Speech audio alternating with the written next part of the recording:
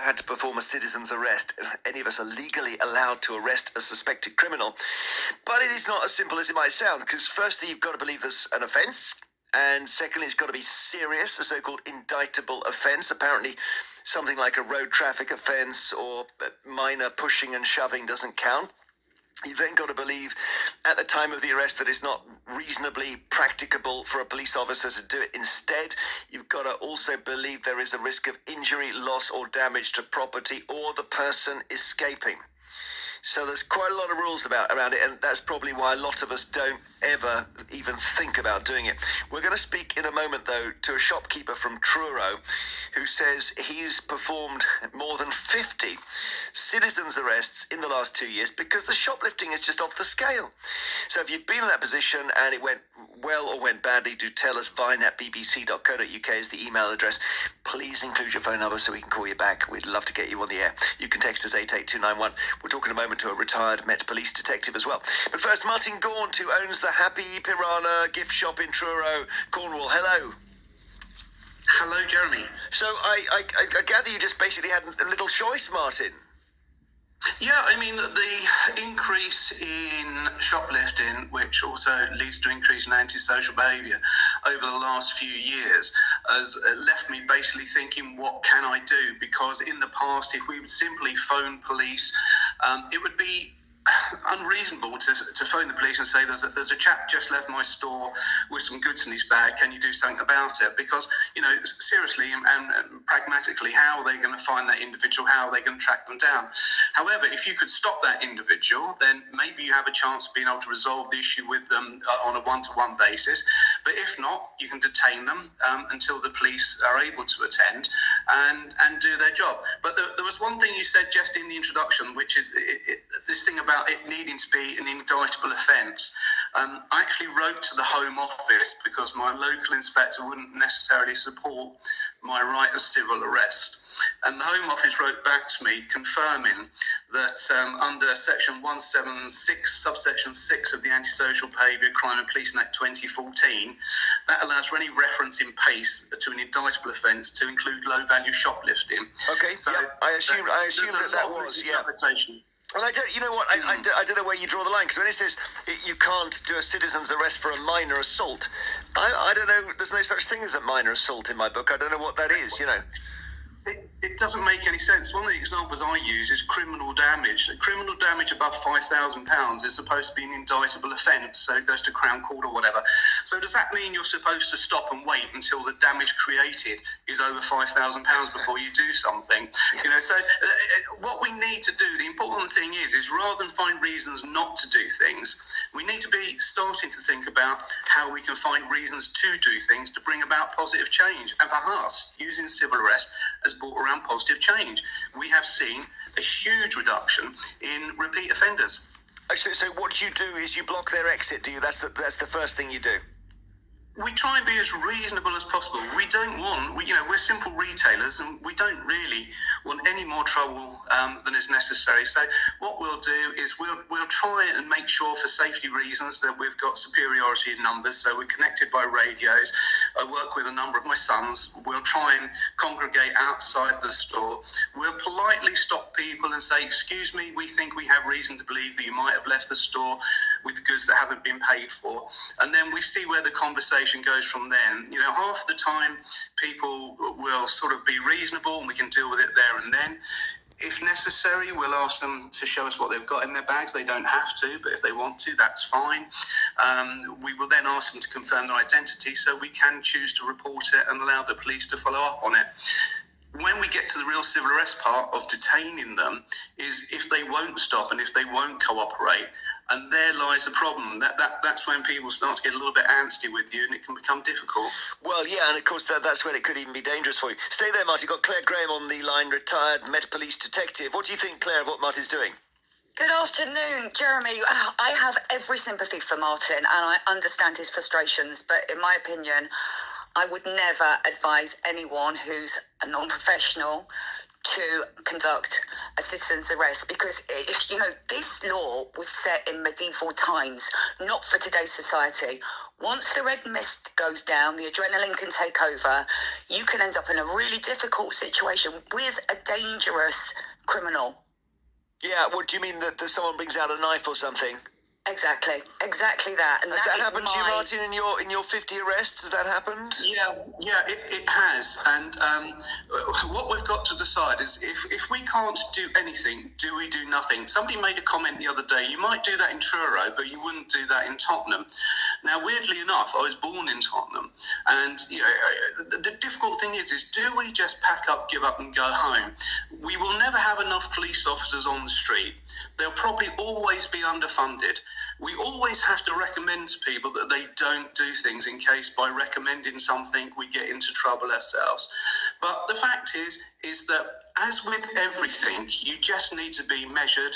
You don't throw the baby out with the bathwater. I'm not going to put myself in front of somebody's knife, but I will say at one time we stopped 7 people and 5 of those people, once they were searched, were carrying weapons. They were not carrying weapons to rob us with. They were carrying weapons because of the circles in which they socialise. People that steal from shops, a lot of them are criminals, and it's criminals that carry knives. I mean, we've had hammers, knives, knuckle dusters, all sorts of things. And when the police come, these weapons haven't necessarily always been, used on us, but those weapons have been confiscated. And by not doing anything, you are missing that opportunity. And once again, I'm not going to suggest to anybody that they should do anything that puts themselves in danger. But we can't simply sit back and do nothing. We have to do something. Okay, Claire, what about that? Has he persuaded you? No, I also used to police in Tottenham, and this is a nationwide problem. Now, it gets called a victimless crime, shoplifting, which I totally disagree with, and I think Martin is right in that it funds drugs, alcohol, county lines. There's a much bigger picture here involved. However, Martin, are you considering you're at risk of arrest, assault, unlawful arrest, false imprisonment, kidnap, in civil and criminal courts? You're really putting yourself on the line. Don't you think, Claire, any jury or a judge, surely they're sensible, is going to see this case and say, this guy's a good person, and the person lifting his shop goods is a bad person, and we're not even going to hear the evidence? Well, it depends who those 12 good men and women of the jury are. And also, this can go to civil court, where the level of assessment is much lower. So, you are at risk, but I understand you don't want to get security jobs. You do enough to try and keep your livelihood going. I have just had a little light bulb moment, though. Probably someone's going to steal this, and I could have made a fortune from it. But when I worked sort of on a robbery squad, the cash in transit boxes, if they were forced open, indelible dye, red dye, would spray out, which can't be washed off unless a police officer, forensic officer, does it. How about we get those clever forensic officers to get a spray that could be used, for example, on an offender's neck or his hands, and then that way the police could identify them. Stores could ban those offenders because they could see them, and they would have to be obviously something like a notice saying you can't come into this store with scarf or gloves on. It's just a thought. Yeah, well, what about you safe, Martin? Martin? Of course, that would be an assault as well, I guess, in law. But Martin, what about it? Common assault. Yeah, common assault. Okay. Yeah, to be honest, we need a long, serious sit-down conversation about this, because exactly as you said, you can't go around spraying people with stuff and not expecting them to get uptight. What we do is we confront people very civilly, and we ask them, and most people will respect that. There is just a minority, and if those people are going to get aggressive, you then make a decision whether to step back or carry on. There is far too much scaremongering going on here. Yes, there is a very small chance that you could get injured in some way, shape or form, but there is still lots you can do before then. There really is. And the idea of spraying somebody that I suspect are possibly doing something is probably more offensive than me asking them if they have. Martin, just before you go, you must tell us all about Happy Piranha gift shop and make sure everyone visits it before Christmas. Oh, please do. Like so many independents on the high street, this is a very important time of year for us. We're at the top of Pydar Street, and unfortunately, our car park's closed, so footfall is down a little bit. So if you get a chance to come into Truro, please come and have a look at Happy Piranha. We'll be delighted to see you. And, I want to say something positive.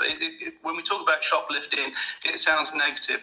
It's not. We can be doing positive stuff about it, but we need serious conversations. And one last thing, Jeremy, if there's anyone above inspector level from Devon and Cornwall Police that's listening, can you please talk to me? I've been working on this for years. I've got all sorts of things that I would love to discuss with my local police, but I really have not had the opportunity to. All right, well, hopefully they'll be down and they might even buy something when they visit. Martin Gaunter, Happy Piranha gift shop, which is full of all kinds of different things as gifts in Truro. And Claire Graham, thank you as well, retired Met Police detective. So, is Martin doing the right thing? He's given up on the police doing it, so he is now arresting shoplifters himself, and he's arrested 50 so far. So, should you do citizens' arrests? Let's see, we've got Jenny in Nuneaton. Hi, Jenny.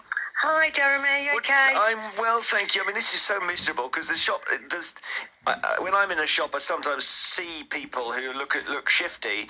But if you're actually running the shop, you must see one a day. Well, we used to catch, this is years ago, and I used to catch at least 10 shoplifters a week. And that was in the days when the police would come and arrest them after you'd caught them. But then the law came out that they could steal up to £200 of the stuff without even being arrested. I mustn't laugh, but it's like you could go to £199 and the police can't touch you. Yeah, I know. I think they might have rescinded that because it caused such uproar. So you're not in the shop now, but you were at a stationery shop in Nuneaton. Years ago, yes. Yeah. And we caught a chap shoplifting, and we used to chase them through the town, and we were chasing him through the town, and he knocked this old lady straight through the butcher's window, straight through the glass window, and the market traders actually caught him and pinned him to the floor, and he actually bit through one of the market traders' Wellingtons. He was this crazy person. Oh dear! What did he? Yeah. He's stolen some letter-headed paper or something, had he? Or what? Well, he just stole some pens, some Parker pens, but he actually, he got 6 months for that. But I was telling your researcher, I also caught a couple, a daughter and a mother, with a baby in a pram in Erdington. Yeah. And I followed them around Erdington town, and eventually they stopped. They threw all this stuff at me they'd stolen from Boots the chemist, and they threw this baby in a pushchair at me. And it was before the day of mobile phones.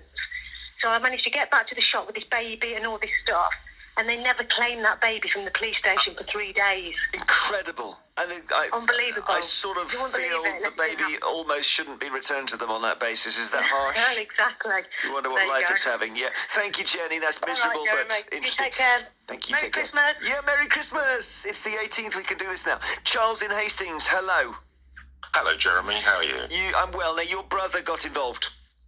He did, yes. He was shopping in the co-op, and there was a gentleman in there loading up a rucksack, and he just turned around and made the comment, "Come on, mate, put it back, pay like everybody else." Finished his shopping, went outside, and the guy was waiting for him and attacked him with a knuckle duster, fractured his eye socket and broke his jaw. Oh, that makes you think it's not worth it, doesn't it? I'm afraid. Well, you try to be a good citizen, and you look at society and you just wonder where it's going, because it seems that the lunatics are taking over the asylum. And when was this with your brother? Yeah, this was 3 months ago. Oh, so we've recent. Heard nothing from the police. Nothing at all. Well, it sounds like a really serious assault to me, though, with a knuckle duster. My God. Absolutely. Yeah. Was it in Hastings or where? It was in St Leonard's. Okay, so seaside area, but that's posh, isn't it? There's lots of Agatha Christie down there. Well, half and half. Okay, he's in the wrong half. Yeah. I'm sorry, I hope he's all right, is he? But he sounds like that's serious. Yeah, much better, but obviously just moving forward, he's not getting involved.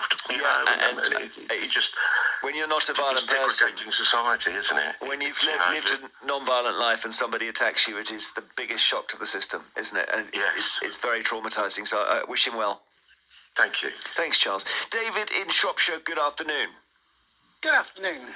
Now, you saw some people leave, what is it, M&S with booze? M&S on Oxford Street. 3 people just walked straight in with 2 bags each, loaded up all the expensive whiskies and everything, probably, over £750 worth. Told the security guard, he went, "There's nothing I can do," and they just toddled straight out into Oxford Street and off they went.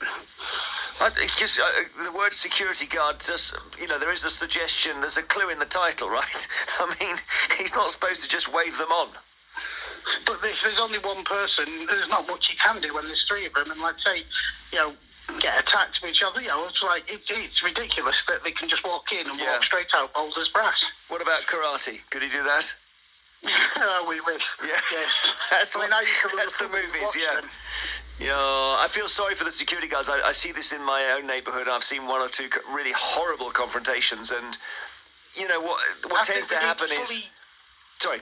Fully trained security guards. We do need to go back to actually having sticking. Yeah, give them a bloody good whack. Well, I don't know about that. Should they be allowed to carry tasers?